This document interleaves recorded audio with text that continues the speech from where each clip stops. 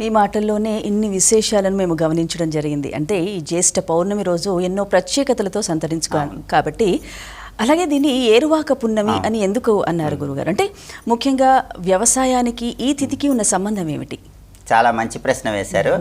జ్యేష్ఠ పౌర్ణమిని ఏరువాక పున్నమి అనే పేరుతో ఎందుకు పిలుస్తారంటే, దీనికి సంబంధించి మనకి శుక్ల యజుర్వేదంలో చెప్పారు, ఋగ్వేదంలో చెప్పారు, విష్ణు ధర్మోత్తర పురాణంలో చెప్పారు. ఇవన్నీ కూడా జ్యేష్ఠ పౌర్ణమి రోజు ఏరువాకగా దాన్ని జరుపుకోవటం వెనుక ఉన్న ప్రాధాన్యత గురించి వివరించారు. దీన్ని ఏరువాక పున్నమి అని ఎందుకంటారంటే, అసలు ఏరువాక అంటే అర్థం ఏంటి? వ్యవసాయదారులందరూ కూడా దుక్కి దున్ని పొలం పనులు ప్రారంభించటం అని అర్థం. ఏరువాక అంటే దుక్కి దున్ని పొలం పనులు ప్రారంభించటం. ఈరోజే ఎందుకు ప్రారంభించాలంటే, జ్యేష్ఠ మాసం అంటే వర్షాలు చక్కగా కురిసి ప్రకృతి సస్యశ్యామలం అవుతుంది. అందులోనూ పౌర్ణమి రోజు చంద్రబలం ఉంటుంది కాబట్టి ఈ రోజు నుంచి పొలం పనులు ప్రారంభించినట్లయితే వ్యవసాయదారులకి పంటలు బాగా పండి వర్షాలు చక్కగా కురిసి ప్రకృతి సస్యశ్యామలం అవుతుందని ఋగ్వేదంలో, శుక్ల యజుర్వేదంలో, విష్ణు ధర్మోత్తర పురాణంలో వీటన్నిటిలో కూడా జ్యేష్ఠ పౌర్ణమి నాడు దుక్కి దున్ని పొలం పనులు ప్రారంభించాలి అని చెప్పడం జరిగింది. దీన్ని ఏరువాక పున్నమి అనే పేరుతో పాటుగా సీతాయజ్ఞం అని కూడా పిలుస్తారు. విష్ణు ధర్మోత్తర పురాణంలో దీన్ని సీతాయజ్ఞం అనే పేరుతో పిలుస్తారు. దానికి కారణం ఏంటంటే, ఈరోజు వ్యవసాయదారులు ఏం చేస్తారు, చక్కగా నాగలితో పొలం దున్నుతూ ఉంటారు. అలా దున్నేటప్పుడు అక్కడ మనకి కొన్ని చారల్లాగా ఏర్పడతాయి, గాడులు అంటారు. ఆ గాడులు ఏర్పడతాయి. సీతాదేవి కూడా అలాంటి గాడుల్లోనే దొరికింది. అందుకే దీన్ని సీతాయజ్ఞం అనే పేరుతో పిలుస్తారు.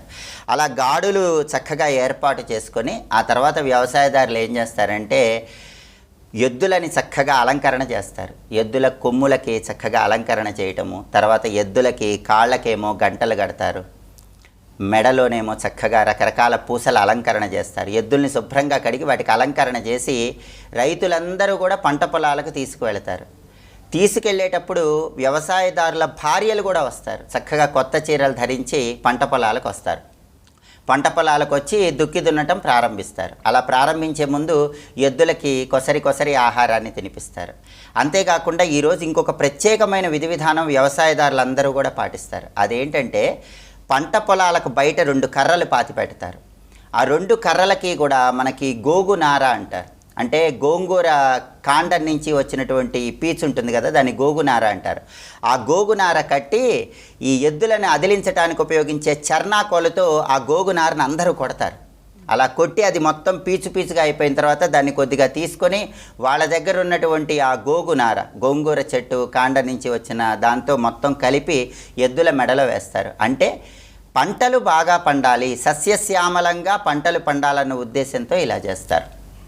అలాగే దీన్ని మనకి ఋగ్వేదంలో కూడా ఏం చెప్పారంటే, ఎవరైతే జ్యేష్ఠ పౌర్ణమి రోజు వ్యవసాయదారులు దుక్కి దున్ని పొలం పనులు ప్రారంభిస్తారో ఆ తర్వాత పంటలు పండుతాయి కదా, అప్పుడు వచ్చిన ధాన్యంతో గనక దాని నుంచి వచ్చిన బియ్యంతో హోమం చేస్తే ఆరోగ్యపరమైన సమస్యలన్నీ కూడా తొలగిపోతాయని ఋగ్వేదంలో మనకి శ్లోకాల్లో కూడా చెప్తారు. అందుకే జ్యేష్ఠ పౌర్ణమికి అంత ప్రాధాన్యత. మామూలు సమయంలో కూడా మంచి ముహూర్తం చూసి దుక్కి దున్ని పొలం పనులు ప్రారంభించుకోవచ్చు.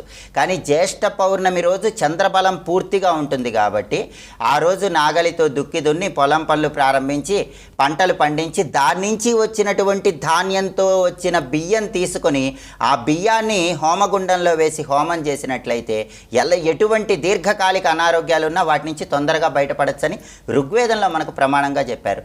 నేత్ర సంబంధమైన వ్యాధులతో చాలామంది బాధపడుతూ ఉంటారు. ఆ నేత్ర సంబంధమైన వ్యాధుల తీవ్రత తగ్గింపజేయడానికి కూడా ఆ బియ్యాన్ని ఉపయోగించి హోమం చేయాలని ఋగ్వేదంలో చెప్పారు. ఇంతటి ప్రాధాన్యత ఏరువాక పున్నమికి ఉంది. అందుకే వ్యవసాయదారులందరూ కూడా చంద్రబలం సంపూర్ణంగా ఉన్న రోజు కాబట్టి, విష్ణుమూర్తికి ప్రియమైన రోజు కాబట్టి ఈ రోజు నుంచి ఇలా దుక్కి దున్ని చక్కగా పంట పనులు ప్రారంభించడం ఇవన్నీ కూడా చేసుకుంటే గనక సంపూర్ణంగా వ్యవసాయపరంగా చక్కటి శుభ ఫలితాలు చేకూరుతాయి.